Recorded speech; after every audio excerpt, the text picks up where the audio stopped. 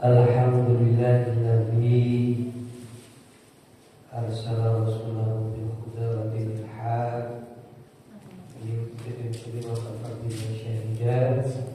Asyhadu an la ilaha illallah wahdahu la syarika lah wa asyhadu anna Muhammadan 'abduhu wa rasuluh. Allahumma shalli wa sallim ala nabiyyina Muhammad wa ala alihi wa ashabihi amma ba'd. Ibu-ibu yang dirahmati Allah, syukur alhamdulillah kita panjatkan kepada Allah Subhanahu wa taala yang telah memberikan rahmat serta hidayah sehingga sore ini, bulan ini kita bisa bertemu dari bagian ketiga tentang ikhlas perjalanan Nuh. Mudah-mudahan Allah selalu memberikan kepada kita karunia dan segala amal ibadah kita diterima Allah Subhanahu wa taala. Salawat dan salam mudah-mudahan dilimpahkan kepada Nabi besar Muhammad sallallahu alaihi wasallam, para sahabat dan para pengikutnya. Ibu, yang lalu kita sampai kepada betul-betul siksa kubur, diperlihatkan neraka dan sebagainya. Namun sebelum itu kita membuka surat Al-Mu'minun ayat 114 agar kita ini semangat untuk berbuat baik, tidak kenal waktu, berfastaghfirul khairat, selalu berlomba-lomba untuk berbuat kebaikan. Jadi qala illa bismillah illa qalillah law annakum kuntum ta'lamun.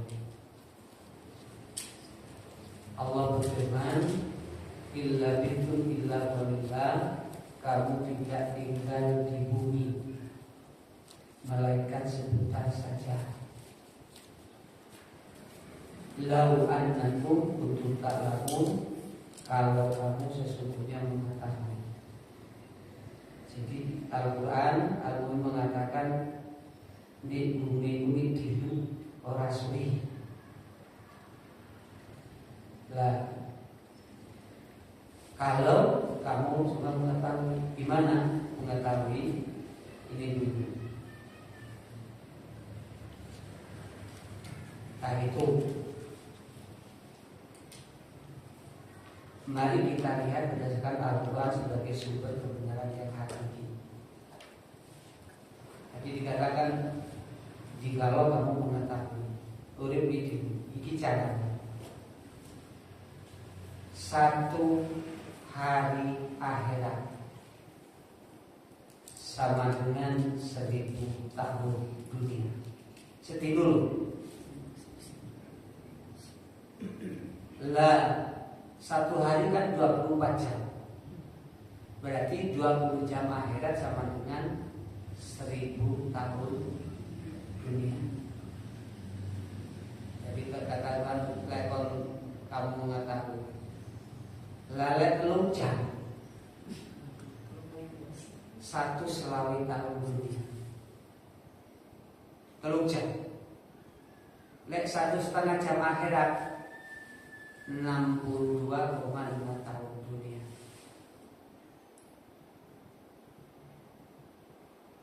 Dan Nabi kan kullu ummatin, setiap umatku umurnya situna wasabuna, sewidak sampai hitung puluh. Lele umur manusia rata-rata 60-70, maka hidup manusia ini jika dilihat dari lahir hanyalah 1,5 jam saja. Maka di sini pantaskah kita selalu diingatkan tentang sholat jamaah 1,5 jam? Pantaskah kita diingatkan ayo nangkep toko sing api? Kapan rasanya? Kurang 1,5 jam dilihat dari lahir. Dari dinul Islam. Pantaskah dipanggil ka Gusti Allah, dipanggil untuk berbuat baik? Sik engko ae gawe siap. Pilih 1,5 jam. Rasanya gak pantas. Makanya ibu-ibu ojo melayu. Allahu Akbar, Allahu Akbar, melayu. Untuk mendatangi sholat berjamaah, agar urip 1,5 jam itu terpenuhi. Pantaslah dipanggil arwahal ladzi yukallimu bihi. Padahal kalau Nabi bukan panggilan untuk kita berbuat dan tidak mendustakan ayat agama. Pantaskah ketika anak yatim memanggil kita tenang-tenang saja? Ya jangan. Urip 1,5 jam. Maka segera.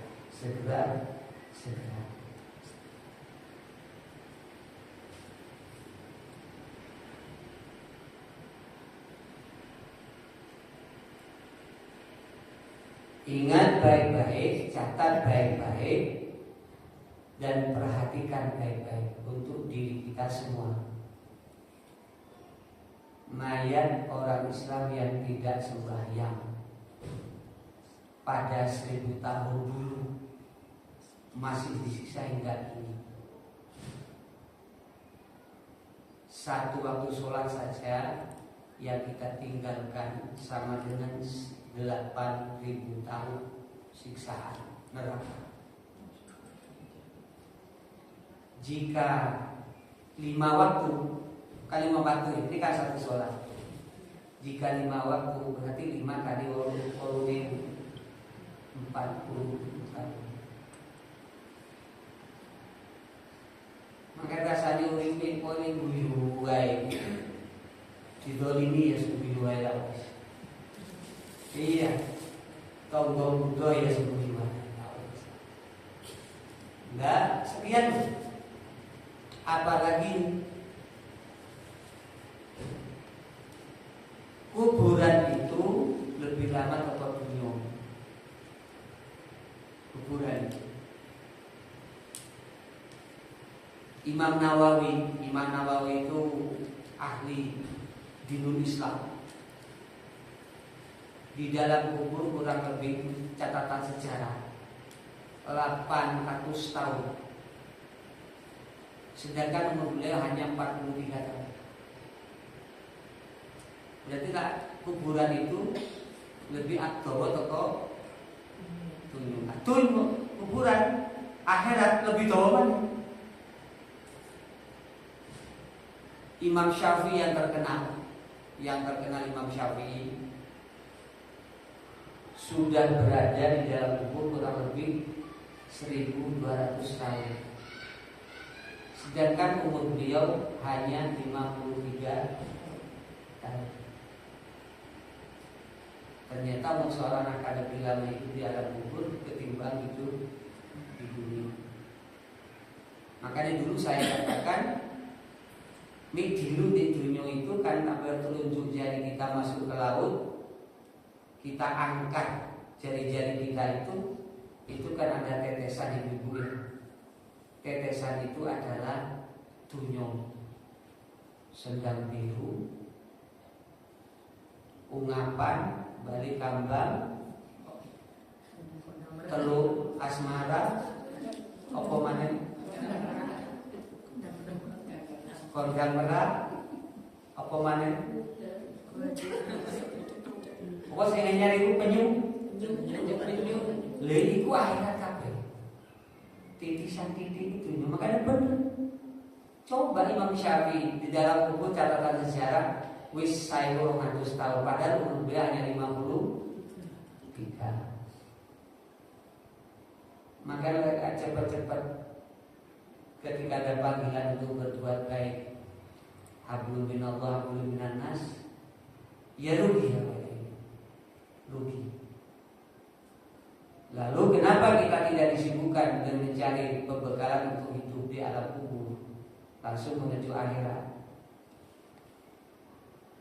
Kenapa kita masih hanya dunia? Sementara kematian itu bisa saja datang kapanpun Allah mau. Makanya kesimpulannya Bu, tetap kita harus mengejar dunia, semangat, tidak boleh dilupakan dunia, tetapi juga semangat untuk menggunakan di jalan Allah. Karena di dunia itu adalah ikhtiar kita. Ojo gak semangat gara-gara begini ya wis. Enggak, tetap semangat. Karena kita ini adalah ketika membutuhkan surga, ya pakai uang, pakai ibadah, pakai akhlak, semangat. Nah, kalau sudah kita kejar dunia betul, kejar dunia, nah dari insya Allah di sebagian itu aku itu semangat. Jadi jangan lemah, karena tahu bahwa dunia ini keliru, ya tak kejar dunia saja, melupakan dunia, keliru. Wa bagi fima taqaddarul akhirah wa la tansa nasibaka minad dunya. Silakan cari kebahagiaan akhirat, tapi jangan lupa nasib kamu di dunia. Nah, itu penting. Maka dunia semangat, akhirat juga semangat. Itu pembukaan surat ke-23 ayat 114 Al-Mu'minun, bahwa urip ditunjuk illa qalilan min. Apalagi saya katakan umat Muhammad termasuk awal dewi ini umurnya 60 sampai 70. Ono sing umur 70 lagi saya.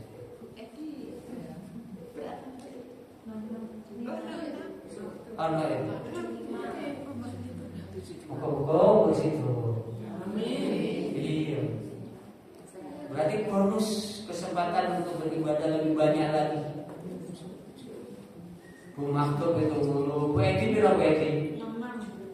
66. Bu Eko?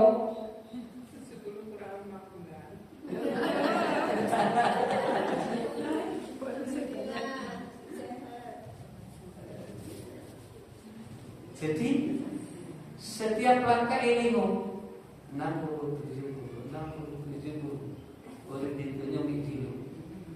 Sehingga ketika ono gesekan di tetangga awake dhewe itu ilmu 60 sampai 70. Jadi kan murid-murid minggu ibu kan senyum. Kakak awas kok. Garai jadi. Karena bertetangga pasti ada gesekan, pasti.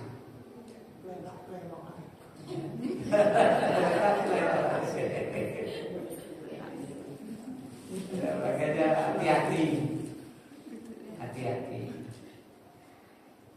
Ini dalam rangka memberikan pelajaran dengan difaham setelah kematian. Ibu sampai di sini. Kemarin sampai betul-betul siksa.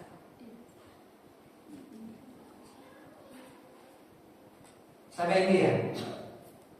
Di betul-betul siksa kubur berdasarkan hadis sahih, dihimpit kubur sampai tulang-tulang tubuh,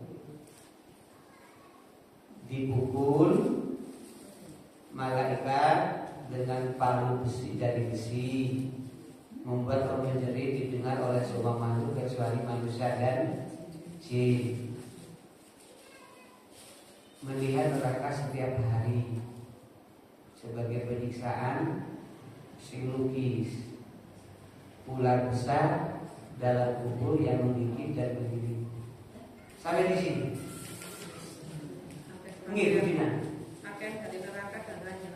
pakaian dari neraka dan ranjang dari api. Ini sudah dibahas belum? Sudah. Nah, sekarang menunggu hari kiamat. Menunggu hari kiamat. Artinya begini. Setelah betul-betul siksa kubur itu, kita akan menunggu datangnya iza zulzilatil ardu zilzalaha, apabila bumi digoncangkan hari kiamat. Walaupun sekarang sudah kiamat kecil di Sumatera, di Aceh, sudah kiamat kecil. Ruh tetap berada di alam barzakh sampai hari kiamat. Artinya ada alam penantian. Ruh orang beriman bisa berinteraksi dengan ruh lain. Tentu mereka itu sebatas yang diizinkan oleh Allah. Namun ruh tidak kembali ke dunia, tidak bisa menolong atau menyakiti manusia. Meskipun ada sebagian keyakinan budaya yang meyakini arwah gentayangan, kayak jemaat boleh delok awake dhewe ngrasani ya enggak, tetap menunggu. Kan kalau sudah meninggal kan sudah lain alamnya. Ojo di badan tuh kayak ini semua mulai yang lagi. Ya enggak. Artinya lo tidak kembali ke dunia. Tetap masa menunggu itu dekat selama kan bahaya. Masa menunggu mulai mati sampai kiamat disiksa oleh Allah rohnya. Mulai mati sampai kiamat. Makanya perlu kehati-hatian. Sampai-sampai di Al-Mu'minun ayat 100 menyampaikan, ya Tuhanku, kembalikanlah aku ke dunia agar aku dapat membuat amal soleh terhadap yang telah aku tinggalkan. Sampai gitu. Wis ngasep di sana. Wis ngasep.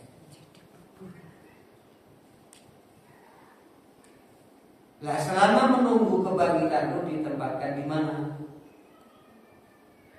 Roh orang yang beriman bisa berada di Illiyin. Kalla inna kitabal abrari lafi Illiyin al-mutaffifin. Sekali-kali tidak, sesungguhnya kitab orang-orang yang berbakti tersimpan dalam Illiyin.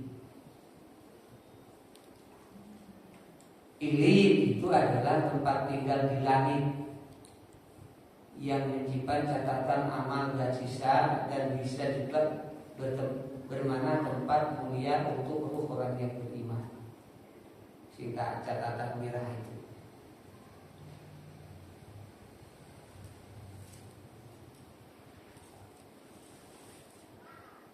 Ruh orang yang beriman bisa berada dalam tubuh burung hijau di surga.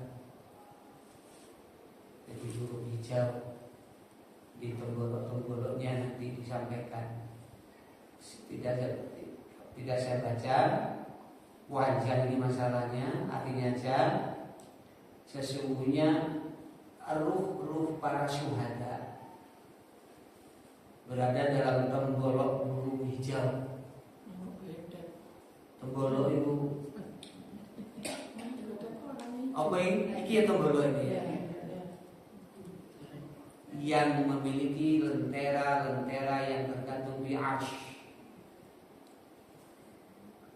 Mereka bebas berkeliling di surga sekehendak mereka. Enak ngono sing selamat kami.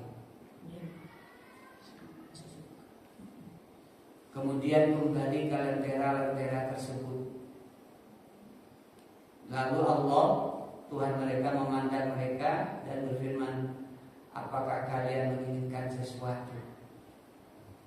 Mereka menjawab, apa yang bisa kami inginkan, padahal kami bisa berkeliling di surga sesuka kami. Sing selamat ini, sing selamat. Hal ini diulang 3 kali. Apakah kalian menginginkan sesuatu?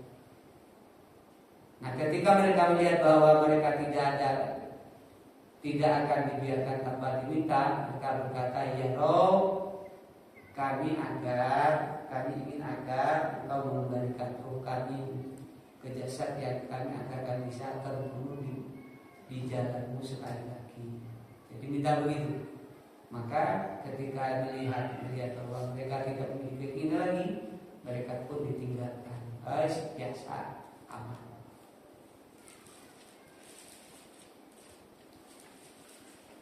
Jadi makna kiasan atau hakiki, sebagai ulama menafsirkan secara hakiki. Hakiki itu ya apa adanya, bahwa ruh para syuhada diterbangkan di dalam tubuh burung hijau sebagai kendaraan mereka untuk mengelilingi surga. Jadi sebagai dia bukan berarti masuk, dan sebagai maka bebas. Sebagian yang lain memahami secara majasi, kiasan burung hijau itu, bahwa ruh mereka seolah-olah bebas seperti burung hijau. Kan ya kan bebas. Nggak ono apa burung apa biasa itu di masjid-masjid seriti. Kan bebas berkeliaran.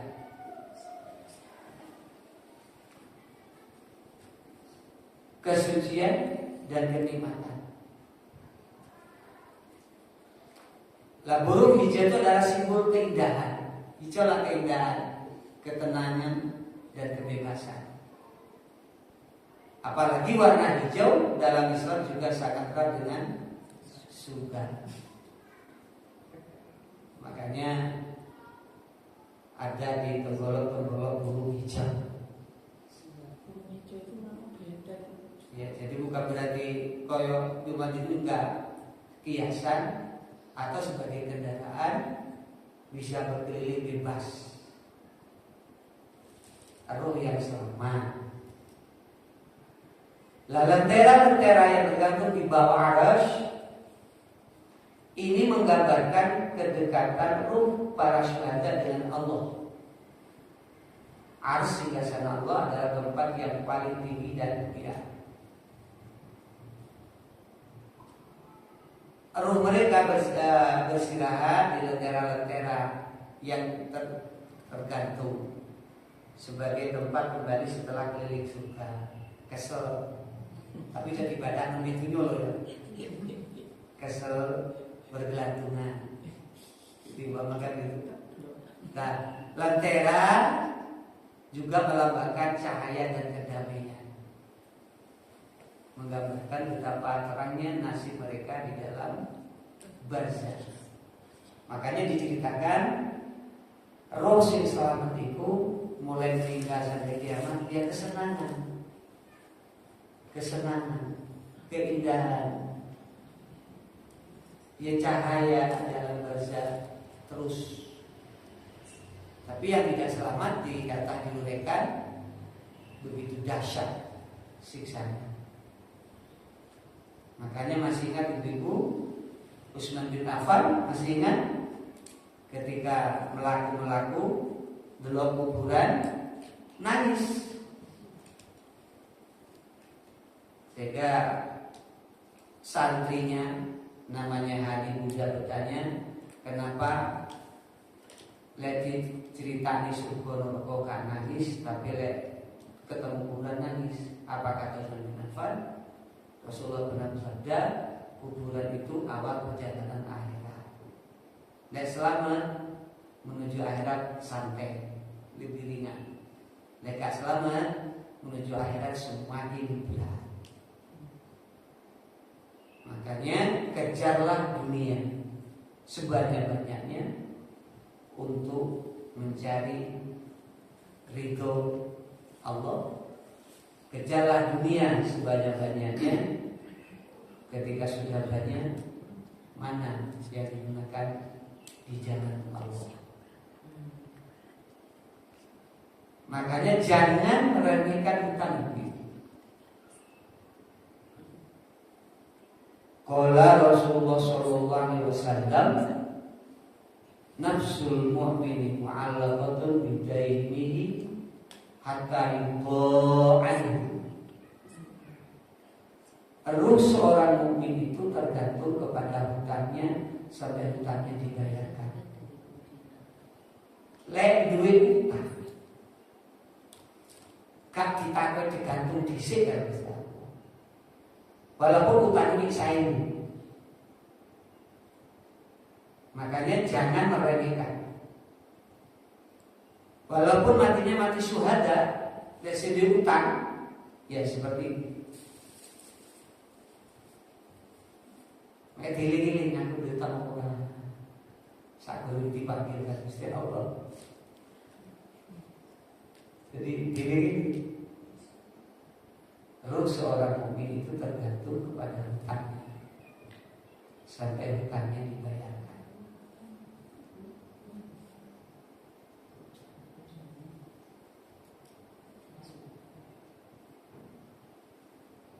Ibu, keadaan ruh yang durhaka atau kafir atau ingkar setelah meninggal dunia dan sebelum hari kebangkitan, orang yang durhaka atau orang kafir akan berada dalam siksa dan kesempitan di alam barzakh. Gelap gulita, tulangnya remuk, sehingga tulang rusuk bisa ketemu di situ, diceritakan di atas. Dengan ukuran rumah 1 meter kali 2 meter, kedalaman 1,5 meter. Isi kutok dihimpit. Tapi sih selamat. Nah, ini kayak macet gini kan, enak. Tadi bisa. Maka alam barzakh adalah kehidupan antara kematian dan hari kebangkitan. Semua manusia akan mengalami barzakh, walaupun hati kubur. Orang kafir atau durhaka akan disiksa di dalam kubur barzakh, tinggal sebagai azab kubur, merasakan panas neraka meskipun belum masuk sepenuhnya ke dalamnya.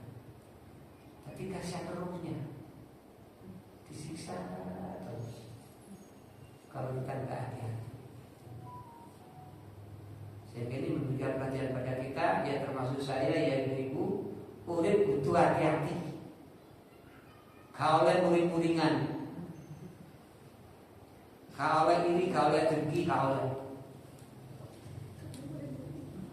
Oh coba balik awas, kok awas. Coba. Tidak bila biasa balaslah kejelekan dengan kebaikan. Ya jaganya moro-moro diceluk karo Gusti Allah itu. Oke. Tidak bisa kembali ke dunia dan tidak bisa memperbaiki amalnya. Hatta idza ja'atuhumul maut qala rabbi arji'un, hingga apabila datang kematian kepada salah seorang dari mereka, dia berkata, ya Tuhanku, kembalikanlah aku. Tidak bisa.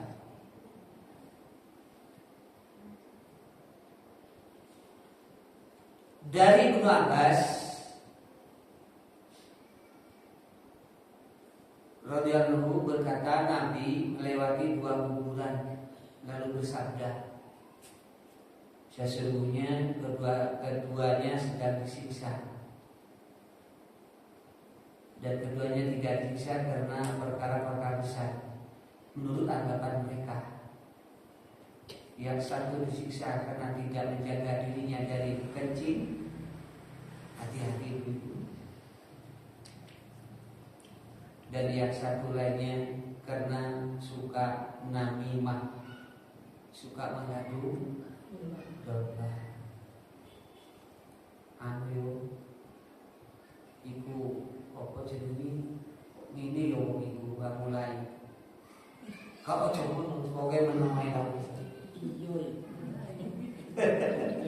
Loh, biasanya keperucut loh biasanya. Delok iku bahaya to ya.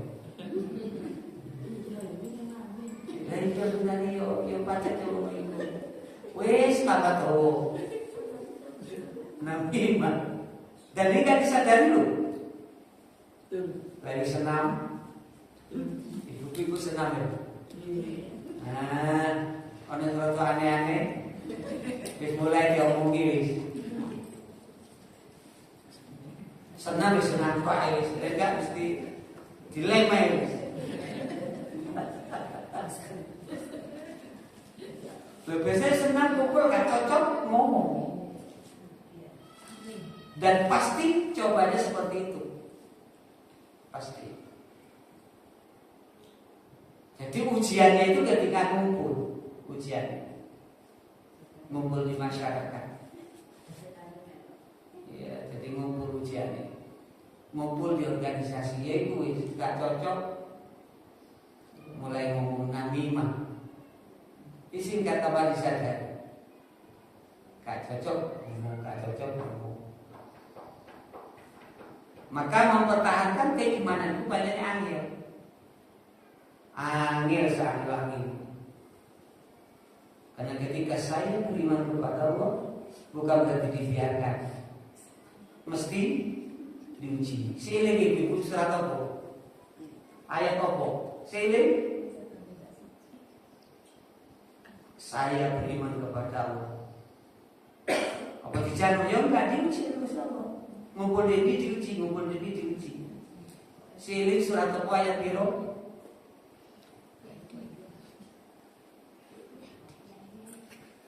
Wedi, eling. Hadir tapi lupa.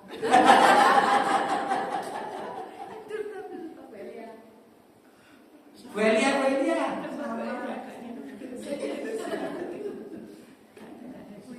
Loh, kalau kita mau menyampaikan kebaikan itu ya titik-titik ruayati. Surat ke-29 ayat 20. Ngono. Surat ke-29 ayat luru. Dibuka Budina. Diaten si buater. 29 ya. Surat ke-29 namanya Al-Ankabut. Ayat 2. Ahasiban. Iya, betul. Ahasiban nasu an yusraku an yaqulu amanna wa hum la yuftanun. Diartikan dengan apakah manusia itu mengira bahwa mereka dibiarkan saja mengatakan kami telah beriman sedang mereka tidak diuji lagi? Jelas Al-Quran itu jelas. Ngumpul di senam mau ujian, ngumpul di organisasi orang ujian, ngumpul kalau keluarga ada orang ujian. Dimanapun kita ngumpul mesti ada ujian keimanan.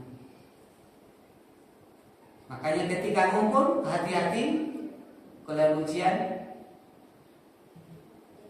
sudah ada bekal. Wis ujian, paling ya senyum, gambaran dengan kejahatan, dengan kezaliman. Bicara dengan Allah, ini hadisnya narukum hadhil lati yuqidun azab dan seterusnya. Api kalian yang dinyalakan oleh anak Adam di dunia ini hanyalah satu bagian 70 bagian panasnya neraka jahanam. Para sahabat berkata, demi Allah sesungguhnya api ini saja sudah cukup sangat panas. Jauh saja sesungguhnya panasnya neraka itu melebihi panas api di dunia ini dengan 69 bagian. Masing-masing bagian sebanding dengan panasnya api di dunia. Nah, panas. Aja ngono. Goreng iwak asin. Kepeletian, bener. Wis bengong kok. Bener. Iya. Baik, bahaya sekali. Makanya hati-hati. Lalu yang kedua kebangkitan dan hisab hari kiamat. Tadi kan masa menunggu. Saat sangkakala ditiup oleh malaikat Israfil, seluruh makhluk dibangkitkan. Ruh dikembalikan ke jasadnya. Kemudian terjadi pengumpulan di padang mahsyar. Perhitungan amal hisab, penimbangan amal mizan, penyeberangan sirat. Ojo sampai nanti perhitungan amal hisab awal ini melimu totongan kiri, toko buri bisa,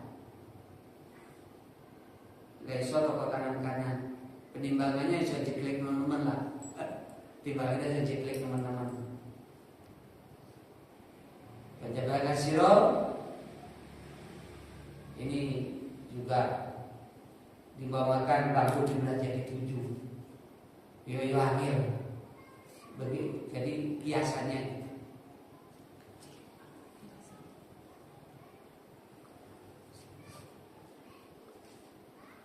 kullu nafsin dha'iqatul maut tsumma ilaina turja'un.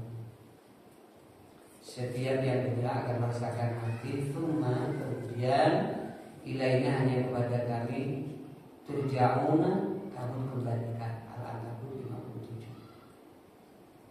Artinya apa? Awake dhewe ngenteni kumulih nang sing nyiptakne. Lah mulih ku nggawa bekal sing akeh. Gembol sing akeh. Ojo nanti mulih itu malah nggawa titik. Jadi summa ilaina turja'un.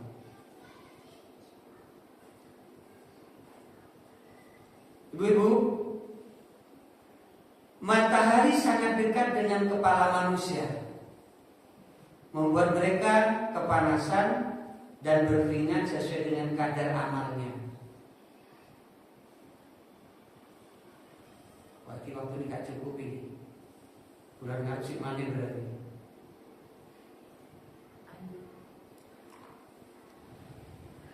Ya kadang-kadang mohon maaf Bu Dina, kadang-kadang itu untuk jawab ini karena saya menunggu kegiatan. Mari rapat wilayah Jawa Timur kemarin, pokok kau mau iso gitu. Sampai kata ke Jogja itu kata terus. Ibu, ini hadisnya panjang. Jadi matahari sangat dekat. Coba. Pada hari kiamat matahari dekatkan jaraknya terhadap makhluk hingga tinggal sejauh 1 mil.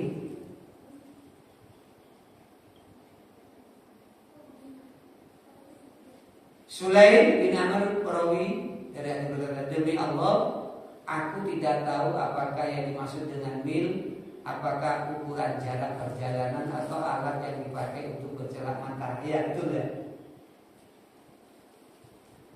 Nabi Sallallahu Alaihi Wasallam bersabda, sehingga manusia tersiksa dalam keringatnya sesuai dengan kadar amalnya, yakni dosa-dosanya.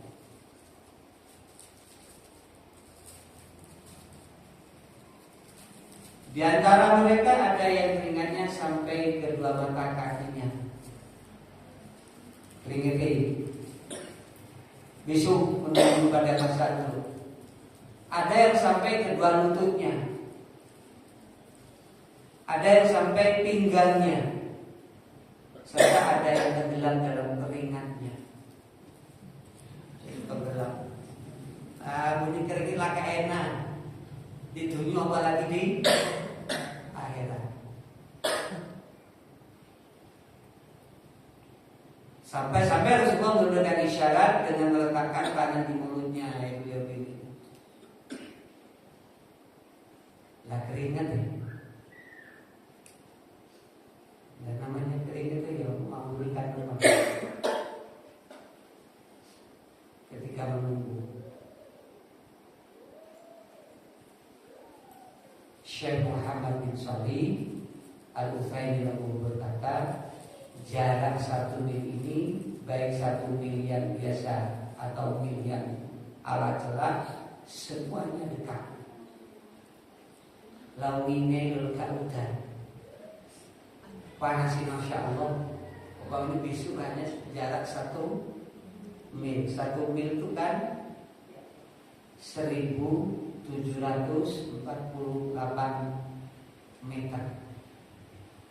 Ya, katakan 2 kilo lah. Lah matahari 2 kilo mundur. Ya gimana nanti kita?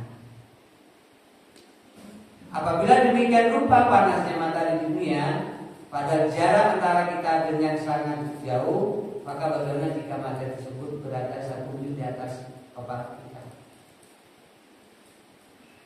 Gak bisa ya. Jika matahari di dunia ini didekatkan ke bumi dengan jarak 1 mil, 2 kilo, niscaya bumi akan terbakar. Bagaimana mungkin di akhirat adalah matahari didekatkan dengan jarak 1 mil, namun makhluk tidak terbakar? Maka pada hari kiamat kelak, tatkala manusia dikumpulkan di padang mahsyar, kekuatan mereka tidaklah sama dengan kekuatan mereka selama di dunia. Beda dengan sudah alam beda, sudah alam akhirat. Ada mereka lebih kuat dan lebih tahan.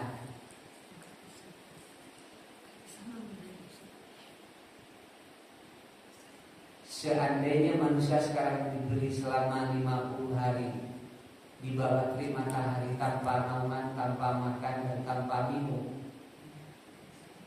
misalnya mereka tidak mungkin mampu melakukannya. Itu kan menurut ceritanya sejarah kan 50 bulan menunggu di padang mahsyar. Ini 50 hari saja, maka mereka akan binasa. Namun pada hari kiamat kelak mereka mampu berdiri 50 tahun tanpa makan, tanpa minum, tanpa naungan, kecuali beberapa golongan yang dinaungi oleh Allah. Ya, kalau melihat ini kan kita harus hati-hati betul dalam kehidupan sehari-hari. Jadi mampu berdiri 50 tahun tanpa makan, tanpa minum, jadi badannya tunyong di akhirat ini.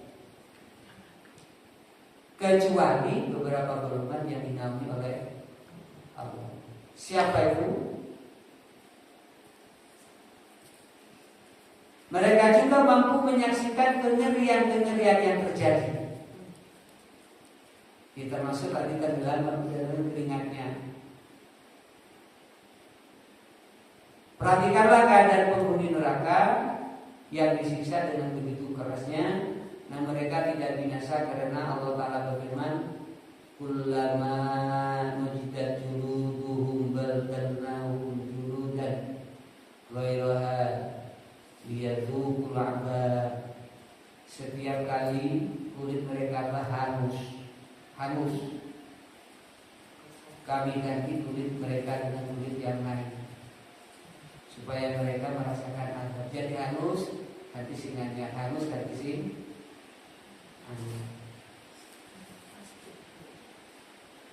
Jadi kaiso moro hangus terus mati mana enggak, hangus ganti kulit sing. Jadi seperti itu. Makanya perlu kehati-hatian betul. Nah, maka kecuali 7 golongan yang mendapat naungan dari Allah. 7 golongan. Dari Abu Hurairah dari Nabi sallallahu alaihi wasallam.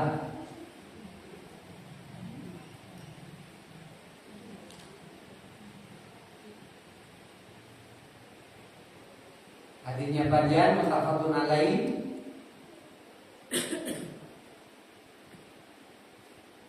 Siapa itu yang pertama?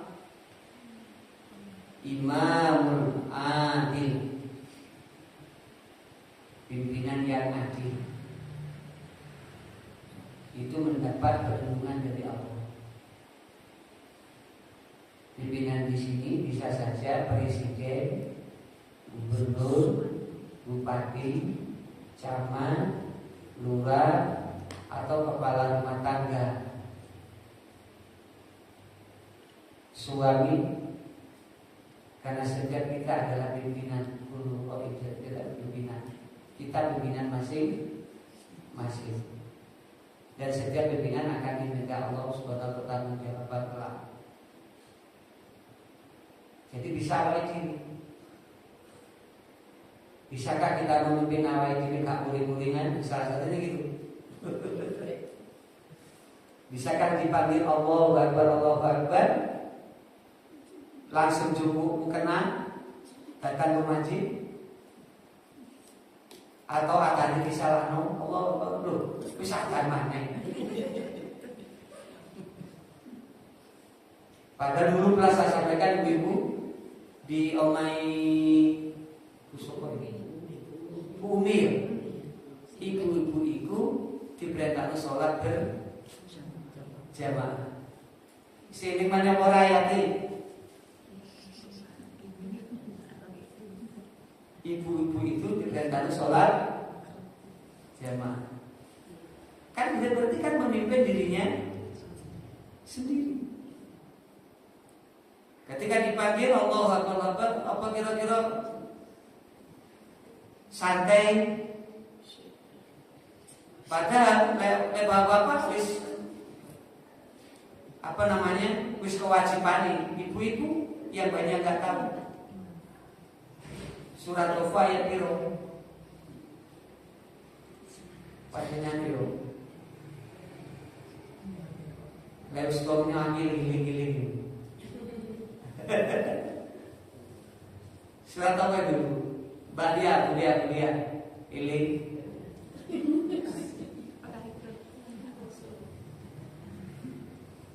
Bukan tuh. 20. Lupa.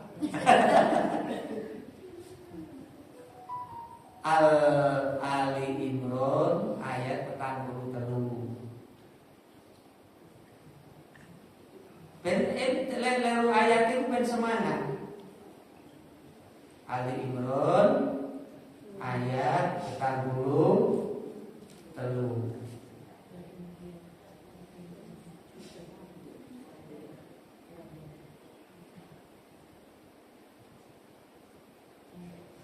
Kuliah, gerakan kuliah. Dari Maryam, taatilah Tuhanmu, sujud dan rukuklah bersama orang-orang yang mulia. Coba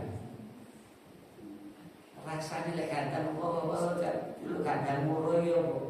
Wahai Maryam, pula ibu-ibu lah. Taatilah Tuhanmu, uqnuti li rabbiki. Wajudi, sujudlah, warka'i marokin, rukulah bersama orang-orang yang ruku. Berarti kan dikongkot sholat jamaah. Ojo alasan aku itu. Ojo. Ya minimal subuh lah, guys. Minimal subuh lah.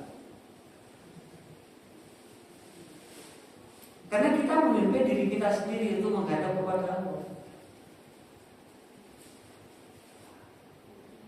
Kecuali ibu-ibu tidak bisa menjaga kehormatan diri, kehormatan keluarga, ke masjid, ke musola, ke muslimah ya domain. Tapi masa nggak ingin dapat perlindungan dari Allah? Kalau ingin, jadilah pimpinan terhadap kita sendiri. Oke, pertama. Kedua, wasyabun nasyafi ibadillahi ta'ala, remaja yang senantiasa beribadah kepada Allah, pemuda-pemudi yang tumbuh dalam ketaatan ibadah. Pemuda dan masjid itu luar biasa. Restu warai diri kan luar biasa. Ya kalau pemudi hidupnya taat kepada Allah itu biasa, luar biasa. Restu ini kan ya dengan teknik wajar. Masa dalam masa di mana syahwat sedang memuncak sehingga tidak jarang banyak pemuda terjumus dalam kemaksiatan. Pemuda yang mampu mengisi hari-harinya dengan ibadah adalah yang terselamat dari hari kiamat. Ibu sekalian, wis jam 5 ditutup atau dilanjut nih? Disambung sampai yang bahkan sampai yang ke-7 kan. tidak ini Sampai yang ke-7 apa aja saya juga. Yang masih nomor 3 kan. Tadi kan 7 golongan yang dinaungi. Setelah ini dua orang saling mencintai karena Allah, di mana keduanya berkumpul dan berpisah karenanya. Seorang laki-laki yang ketika dirayu oleh wanita bersawan lalu menjawab, sungguhnya saya takut kepada Allah. Seorang yang melakukan sedekah kemudian dia merahasiakannya sampai-sampai tangan kirinya tidak mengetahui apa yang diberikan oleh tangan kanannya.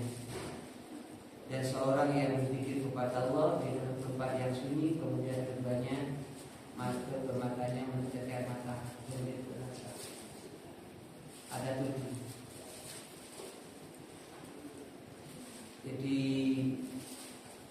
seorang yang senantiasa hatinya terpaut dengan masjid atau dengan musola, tidak hubungan dengan takmir, pengurus masjid, sholat jamaah dan sebagainya. Makanya yang berhak mendapat petunjuk Allah bukan hanya laki-laki, perempuan ya juga, karena ayatnya jelas. Apalagi warajul mu'allaqun qulubun fil masjid, seorang yang senantiasa hatinya terpaut dengan masjid. Maka orang tidak akan melewatkan setiap kesempatan untuk memakmurkan masjid dengan ibadah dan amal soleh, terutama sholat fardu dan jamaah. Makanya apa dari seluruh Allah kepada Allah dan jibur ruku dengan catatan mampu menjaga kehormatan keluarga, diri dan sebagainya. Jadi dua orang saling mencintai karena jadi berpisah ketemu karena Allah. Mudah-mudahan kita termasuk ini. Seorang laki-laki yang ketika dirayu oleh wanita bangsawan bangsawan menjawab, sesungguhnya saya takut kepada Allah. Seorang yang melakukan sedekah kemudian dia merahasiakannya, artinya ikhlas. Ibu-ibu, ikhlas itu sesuai dengan apa yang dikeluarkan kemampuan. Ibu-ibu mampu di 10.000, kalau misalnya jadi nggak ikhlas, gitu. Ikhlas itu mampunya 10.000 ya 10.000. Mampu 10.000 kalau misalnya namanya nggak ikhlas. Maka si betul akeh yo ikhlas. Yang ketujuh, seorang yang berzikir kepada Allah di tempat yang sunyi, kemudian kehormatannya menjaga mata. Itu yang mendapat perlindungan dari Allah. Saya kira itu dulu. Mudah-mudahan apa yang saya sampaikan ini menjadi muhasabah kita semua, menjadi alat kontrol agar hidup kita hati-hati dalam melangkah. Karena hakikatnya kita ini adalah pimpinan untuk diri kita sendiri dan keluarga. Mudah-mudahan setiap amal ibadah kita diterima Allah Subhanahu wa Ta'ala, dan mudah-mudahan Allah memberikan umur panjang dan kesehatan, rezekinya lancar. Terima kasih, mohon maaf. Mudah-mudahan apa yang saya sampaikan menjadi